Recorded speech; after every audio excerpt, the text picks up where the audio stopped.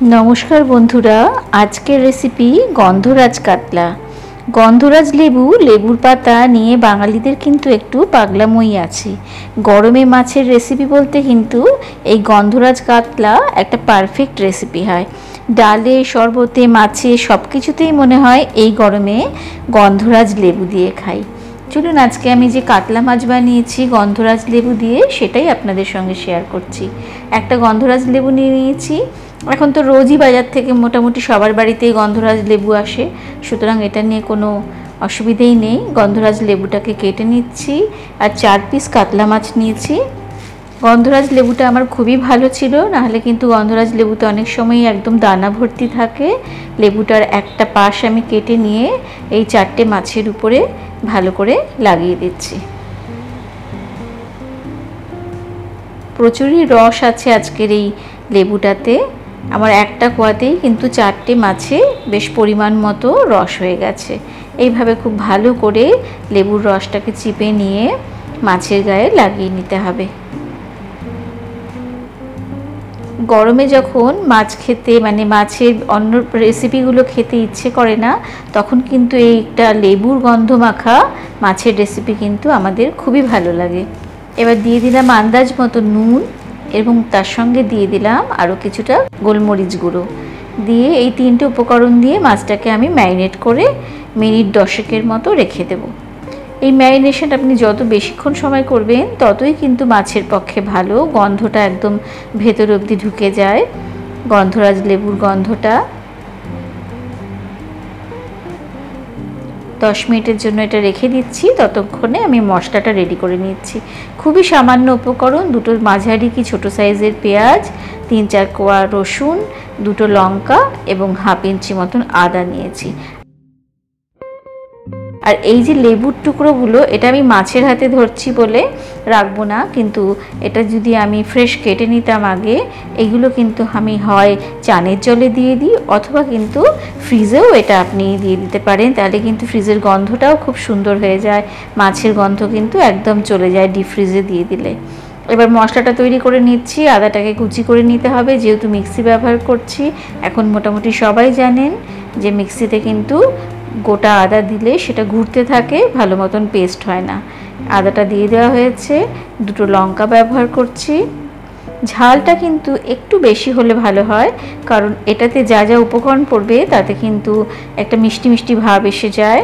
রসুনটাও দিয়ে দিলাম। এবার পেঁয়াজটাকে ডুমো করে কেটে জারে দিয়ে দিতে হবে, দিয়ে একটা মিহি পেস্ট আপনি তৈরি করে নেবেন।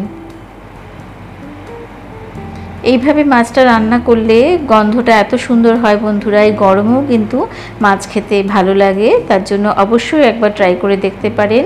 গন্ধরাজ ভেটকি একটা খুবই এখন নাম করা এবং খুবই ক্রেজ মানুষের মধ্যে, কিন্তু এইভাবে কাতলা মাছও আপনি বাড়িতে বানিয়ে নিতে পারেন, কিন্তু একদম ভীষণই মনে হবে একদম রেস্টুরেন্ট স্টাইলের একটা রান্না। দেখুন মশলাটা তৈরি হয়ে গেছে। এরপরে আমি ওই ম্যারিনেট করে রাখা মাছটার উপরে এই মশলাটাকে দিয়ে দেব। এইভাবে একদম মিহি করে একটা মশলা তৈরি করে নেবেন। মাছের উপরে মশলাটা দিয়ে দিচ্ছি। আমাদের রান্নাগুলো ভালো লাগলে বন্ধুরা আপনাদের কাছ থেকে একটা সাবস্ক্রিপশন আশা করতে পারি, আর লাইক শেয়ার ও কমেন্টসও আপনাদের কাছ থেকে আশা করতে পারি।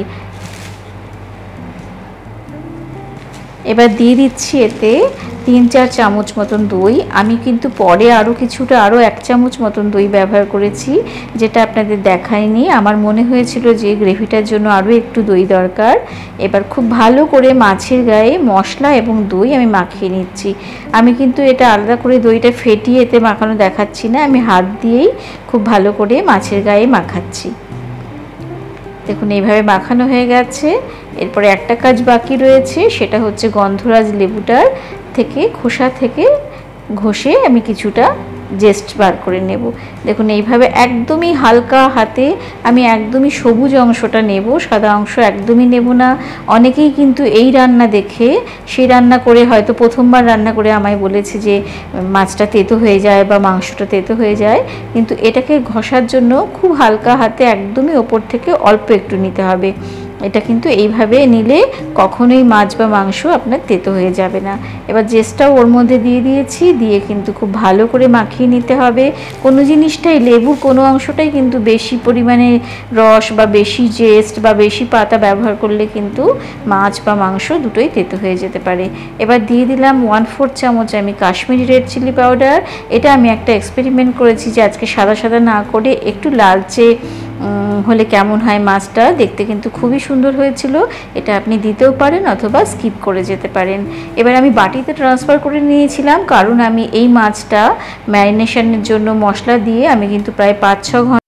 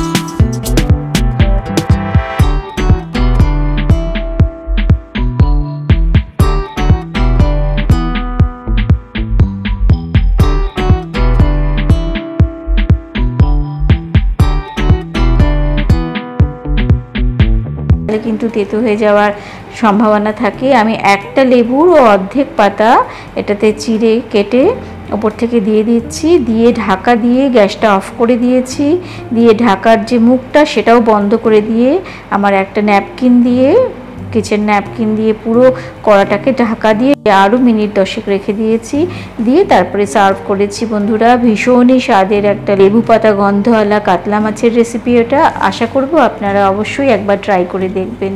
আপনাদের সঙ্গে আবার দেখা হবে পরবর্তী কোনো নতুন রান্নায়।